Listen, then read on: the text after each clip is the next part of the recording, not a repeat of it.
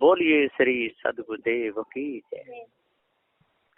सदगुरु श्री कबीर साहब जी कहते हैं कि जिस प्रकार से कोरे कागज पर और कलम से कुछ लिखते हैं तो उस कलम से जैसी स्याही उठाएंगे और वैसे ही कलर का अक्षर बनेगा। पेन में जैसी स्याही होगी और वैसा ही अक्षर बनता चले जाएंगे।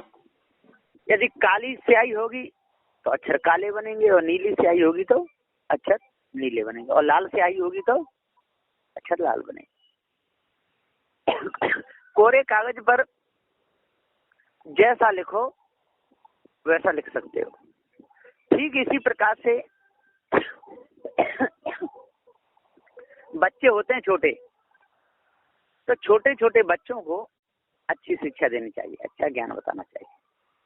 और बच्चा जब 10 साल का हो जाए तो उसको ज्ञान बोध विचार की धरना चाहिए, सत्संग में ले जाना चाहिए, यहाँ संत गुरुजन रहते हों ऐसी जगह पे जाकर के उन पर सेवा करवानी चाहिए। झाड़ू लगाने की सेवा करो, बर्तन मांजने की सेवा करो, है ना। पंगत होती है, पत्तल परसो, भोजन परसो, बाद में पत्तल उठा दो।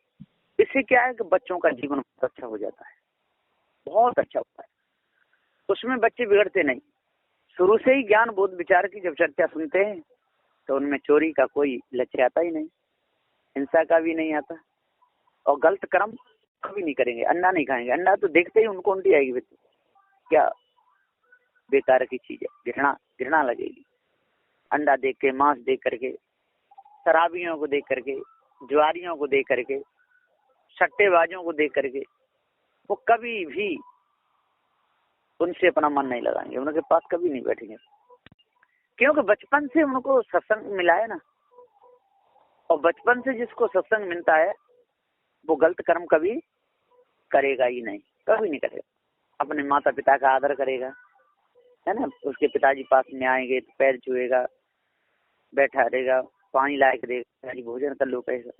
इसलिए माँ की आज्ञा का पालन करेगा, बढ़िया कर रहेगा। दादी है घर में, उनको पूछेगा, दादी आपको कोई तकलीफ तो नहीं है, कोई बात तो नहीं है ना, कोई बात हो तो मुझे बता देना, मैं आपके लिए दवाई ले आऊंगा। ये सज्जन पुरुषों का काम रहता है। और जो बेकार के लोग होते हैं ना, जो शराब पीते हैं, मांस खाते हैं, उल्टे कर्म करते हैं घर में, तो बच्चे भी हो जाते हैं वैसे ही। तो बच्चे को बचपन से जैसा बनाना चाहे वैसा हम बना सकते हैं। यदि शराबी बनाना चाहे तो शराबी बना सकते हैं, मांसाहारी बनाने तो मांसाहारी बना सकते हैं, है ना। जैसे हम शिक्षा देंगे तैसा ही तो बनेगा। तो बचपन से यदि हम ज्ञान बोध विचार की चर्चा में उसको ढालें और पवित्र अच्छे ज्ञान बोध विचार से युक्त जो ग्रंथ हैं उनको यदि पढ़ें, बच्चों को सिखाएं, जो अच्छी कहानियां हैं उनको बच्चों को सुनाएं, साधु संतों की सेवा बच्चों को सिखाएं, तो बच्चे एकदम बहुत अच्छे हो जाते हैं। तो जहाँ भी संतों को देखते हैं पास में बैठते हैं, मन लगता है ना, पैर छूते हैं, ज्ञान बोध विचार की बात पूछते हैं। और यदि बच्चों के अंदर ऐसे संस्कार नहीं डाले, गंदे पड़ गए, तो साधु संतों को देखते ही भाग जाते, छिप जाते, पास में नहीं बैठते। वो ज्ञान की बात तो सुनते ही नहीं है, क्योंकि उनके अंदर इतना बिगाड़ आ चुका है, उनके अंदर इतनी निठुरता आ चुकी है कि सत्य बात को नहीं सुनते, अपने माता पिता की बात नहीं मानते। और जो अपने माँ बाप की बात नहीं मानेगा तो दूसरी कैसे मान सकता है। जो माता पिता की आज्ञा का पालन नहीं कर सकता वो संतों गुरुजनों की आज्ञा का पालन नहीं करेगा, है ना। वो अपने घर में लड़ेगा तो वो बाहर जरूर लड़ेगा। जिसको स्वयं का भोजन पाने का होश ना हो तो दूसरे को सही देगा। जो स्वयं गिलास मांझ के पानी नहीं पी सकता है क्या दूसरे मांझ के देगा।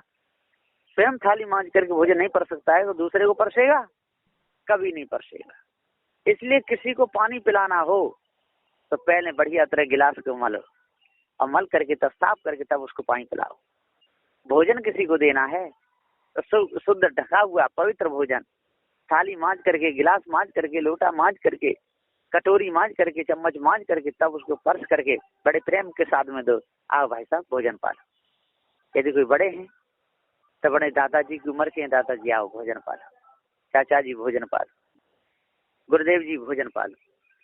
ऐसे क्या बच्चों के अंदर बहुत अच्छे संस्कार उदय होते हैं। फिर वो कभी भी लड़ते नहीं, झगड़ते नहीं, मारते नहीं, पीटते नहीं। भाई भाई भी बड़े प्रेम से रहते हैं। घर में एक जगह बैठ करके बड़े प्रेम से भोजन पाते हैं। पर एक ही में नहीं, एक ही कटोरी में नहीं पाना चाहिए। अलग अलग थाली, अलग अलग कटोरी, अलग भोजन परस के बहुत एकदम शुद्धता से मनुष्य बनना चाहिए। और जो एक ही में खाते हैं वो तो पशु हैं। पशुओं में उनका कोई अंतर नहीं। तो इसलिए विचार करना चाहिए। यदि हम जब तक विचार नहीं करेंगे तब तक हमारे अंदर बोध विचार नहीं आएगा।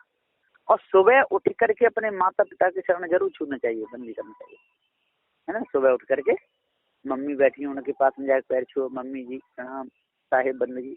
पिता हूँ, पिता के चरणों में सिर झुका के बंदी जरूर करना है। ये कंठी का महत्व है। जब गुरु जी कंठी देते हैं तो इसे कहते हैं पूरा।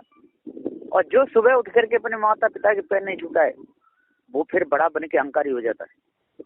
तो किसी के भी चरणों में वो कभी नहीं झुकेगा। और किसी को कुर्सी पे बैठा होगा ना तो कोई बड़े आम में तो उठेगा नहीं, उनसे कभी नहीं कहेगा आओ बैठो, स्वयं बैठा रहेगा। खाट पे लेटा है तो लेटा रहेगा, क्योंकि उसको बोध विचार नहीं, ज्ञान नहीं, बिल्कुल गधा बुद्धि हो गई। जब खर चंदन लादे भारा, परमर वासना जानू गमारा। गधा की पीठ पे चंदन लाद दो तो वो क्या जानेगा कि मेरी पीठ पे क्या लदा है। गधा को पूछो, गधे की पीठ पर और चंदन लाद दो।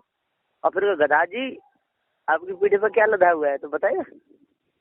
हाँ, वो मूर्ख गधा जानता ही नहीं मेरी पीठ पे क्या लदा है। चाहे उसकी पीठ पे मिट्टी लाद दो, चाहे चंदन लाद दो, चाहे सोना लाद दो, चाहे कुछ भी लाद दो।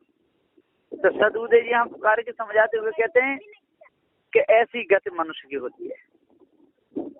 ऐसे ही गति किन की होती है? मनुष्य की होती है, गधा जैसी बुद्धि। तो वो समझते ही नहीं, ज्ञान बुद्ध विचार की बात सुनेंगे नहीं, इधर उधर दौड़ते रहेंगे। सत्संग पूरा हो जाएगा, सत्संग की बात पर ध्यान नहीं देते, सत्संग सुनते नहीं, तो गधा बुद्धि हो जाती है। अब ज्ञान बुद्ध विचार का महत्व तो क्या जाने। तो जस खर चंदन लादे भारा और परिमल वासन जानो गमारा। पर सुंदर उसकी बात सुगंध, वो गमार गधा नहीं जानता है। कभी कभी तो गधा ऊपर से वजन को पलट के उसमें बैठ भी जाए, कुछ भी करे। तो बहुत से लोग ऐसे होते हैं भैंसा बुद्धि के लोग। एक सेठ जी थे, तो सेठ जी घोड़ी पर सवार होके चलते थे तो एक उनका नौकर था। नौकर पीछे पीछे चलता था और सेठ जी घोड़ी पर सवार होके चलते थे। तो एक बार सेठ का स्वापा गिर गया, सिर से बांधते ना पगड़ी, तो वो गिर गई। तो उसने नहीं उठाई नौकर ने। अब सेठ जी अपनी वाम पहुंचे, आपस में सब आए बैठे। अरे मेरा स्वापा जन कहाँ चला गया पगड़ी। नौकर बोला अरे सेठ जी वो पीछे गिर गई। अरे मूर्ख ने उठाई क्यों नहीं? कोई चीज पीछे गिर जाए तो उठा लेना चाहिए। तो ठीक है। अब नौकर पीछे पीछे जा रहा था और घोड़ा आगे आगे, घोड़ी तो उसे लीड करी घोड़ी ने। तो नौकर ने तुरंत ले ली अपने बच्चा में लीड ले ली। और सेठ ने कह दिया था कि कोई पीछे चीजें गिरे तो उसको उठा लेना चाहिए, और जब हम बैठे ना जाके तो सामने मेज में रख देनी चाहिए। अब नौकर ने वो लीड ले ली और जैसे सेठ जी वहां बैठे, बड़े बड़े लोग आए और बीच में एक मेज लगी, उसी के ऊपर लीड रखे थे। सेठ जी तेरी मूर्ख कहीं कहीं कर लिया। सेठ जी आप ही तो बोले कि घोड़े के पीछे कुछ गिरे तो उठा लेना चाहिए। तो उनके मूर्ख आदमी, ये नहीं लीड नहीं उठानी चाहिए, है ना। कोई काम की चीज हो, जैसे पगड़ी गिर गई है, कोई घोड़ा गिर गया है घोड़े का, है ना, जूते चप्पल गिर गए, कोई कपड़ा गिर जाए या जीन गिर जाए तो उसको उठाना चाहिए। और तू गोबर बन लाया तो ऐसे उसको जानकारी नहीं। इसी प्रकार से एक दिन क्या हुआ कि सेठ की लड़की थी और सेठ की लड़की एक के साथ भागी तो आया दौड़ा दौड़ा। और सेठ जी हाँ आपकी लड़की एक के साथ भाग गई।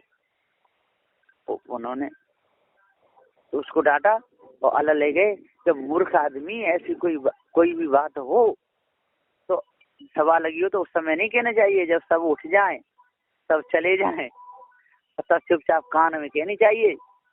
ऐसी बात कोई सभा में कहने की नहीं होती। कितनी हंसी पड़ेगी, ठीक है। अब एक दिन क्या हुआ कि सेठ जी के मकान में आग लग गई। जब आग लगी अब नौकर गया तो सेठ के पास में भीड़ लगी तो खड़ा रहा। खड़ा रहा। जब सब चले गए तब कहता है कानू सा, सेठ जी आपके मकान में आग लग गई। सेठ जी बोले कब लगी? तो मैं आया था उसी 2-3 घंटा पहले। कब मूर्ख तो क्यों नहीं बताया? अब तो सारा मकान जल गया होगा। कि आपने तो कहा कि मेरे पास में कोई हो तो सब उठ जाए, तो चुपचाप कान में कहना चाहिए। उसे पता ही नहीं मूर्ख को कौन सी बात है, कब कहनी चाहिए। आग लग जाए तो तुरंत आग कहना चाहिए, चलो चलो आग लगी भैया, सब दौड़ के बुझा दी। अब ऐसे कहेगा चुपचाप कान में सब उठ जाए, तब तो पूरा घर जल जाएगा। अब वो बात चुपके की थी, अलग बुला के कहता सेठ को, ये लड़की भाग गई। तो सदबुद्धे जी पुकार के समझाते हुए कहते हैं कि ऐसे मूर्ख होते हैं, इसलिए कहते हैं मूर्ख के सिखलावते और ज्ञान गांठ का जाए, कोयला होए न उजरा, जो सौवन सावन लाए। सदबुद्धे जी पुकार के कहते हैं इसलिए सत्संग बोध विचार की क्यों जरूरत पड़ती है कि घर में बाल बच्चे सुधरे रहें, है ना, बढ़िया तरह रहें, लड़कियों के अंदर भी विकार ना आवे, बहुत सुंदर भाव रहे, माता पिता की आज्ञा माने, और बेटाओं के अंदर भी बहुत अच्छा भाव रहे, माता पिता की आज्ञा माने, माता पिता की आज्ञा के बिना उल्टे सीधे कोई काम नहीं करें। आजकल